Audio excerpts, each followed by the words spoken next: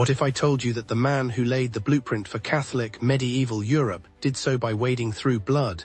When the Western Roman Empire collapsed, Europe fractured into warring kingdoms. Knowledge faded, borders vanished, and for more than 3 centuries no emperor ruled the West. Then one man rose, a warrior, a lawgiver, a crowned ruler. His name was Charlemagne, Charles the Great, the man who would forge medieval Europe and shape the future of an entire continent.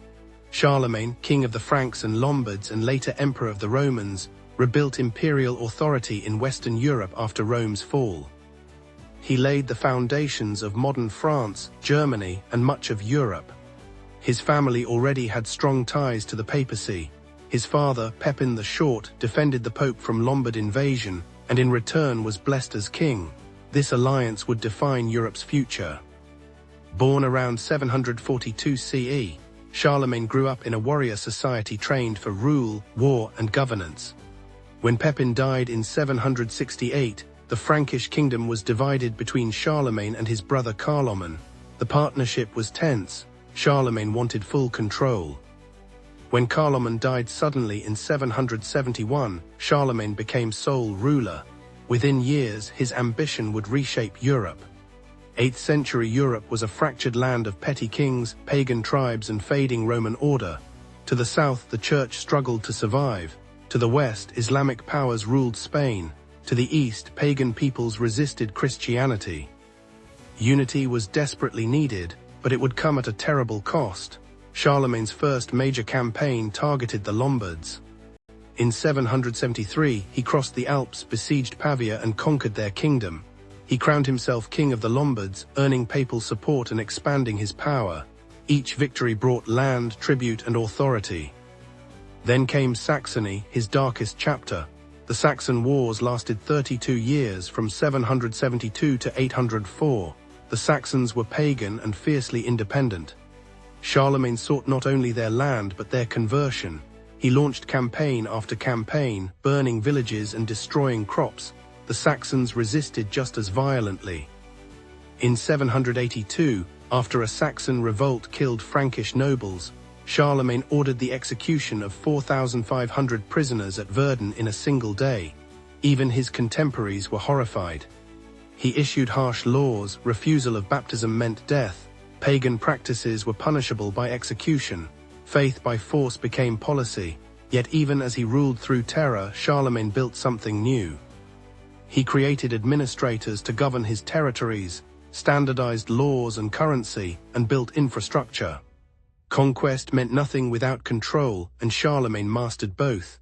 His capital at Aachen became the center of a cultural revival. Though barely literate himself, he valued learning. He gathered scholars such as Alcuin of York and founded palace schools. Monasteries copied ancient manuscripts, preserving Roman knowledge that might have been lost. From this emerged the Carolingian Renaissance, a fusion of Roman learning, Christian belief, and Germanic rule. Literacy rose. A new script, Carolingian minuscule, became the ancestor of modern writing. Art, architecture, and education flourished, but this golden age rested on violence. Charlemagne continued expanding. He fought Muslims in Spain, crushed the Avars, conquered Bavaria, subdued Brittany, and dominated Slavic tribes. By 800, his empire stretched from the Atlantic to the Danube, from the North Sea to the Mediterranean. No ruler since Rome had controlled so much land. The church needed protection. Charlemagne needed legitimacy. Their alliance reshaped Europe. On Christmas Day in 800, Charlemagne entered St. Peter's Basilica. During Mass, Pope Leo III placed a crown on his head. The crowd hailed him as Emperor of the Romans.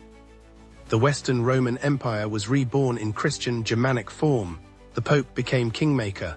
Faith and power merged. Medieval Europe was born. Charlemagne did not serve the church blindly. He controlled it. As emperor, Charlemagne expanded reforms. He sent royal envoys to enforce laws, standardized weights and currency, and governed through assemblies. His empire was vast but organized. Belief became law. Refusal of baptism meant exile or death.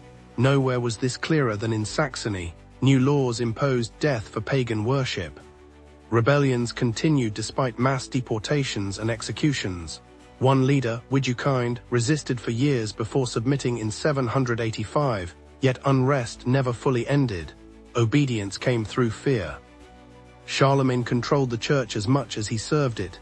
Bishops were appointed by him, doctrine was standardized, tithes became mandatory. Faith was regulated, dissent punished. This system shaped Europe for centuries. Personally, Charlemagne embodied his age. He married multiple times, kept concubines, and fathered many children for political alliances. He loved learning, practiced writing late at night, but never mastered it. Tall and powerful, simply dressed, he was generous to allies and ruthless to enemies. Charlemagne died in 814 at 72. He was buried seated on his throne, dressed as an emperor, legend says with a crown on his head and a sword in his lap. But no ritual could preserve what came next, because Charlemagne was more than a ruler. He was the glue holding the empire together. His empire fractured after. His son and grandsons divided it into 3 kingdoms through the Treaty of Verdun in 843, forming the roots of modern France, Germany, and Italy. Political unity failed, but his legacy endured. The Carolingian Renaissance survived.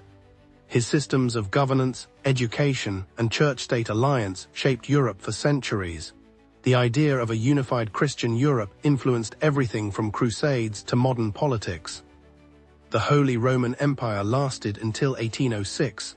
The Catholic Church endured. Kings still ruled by divine authority. Latin remained the sacred language. Education survived in monasteries. The Church now stood stronger than any single ruler.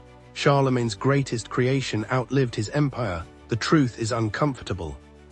Charlemagne built European civilization through conquest and coercion. He preserved knowledge while destroying cultures.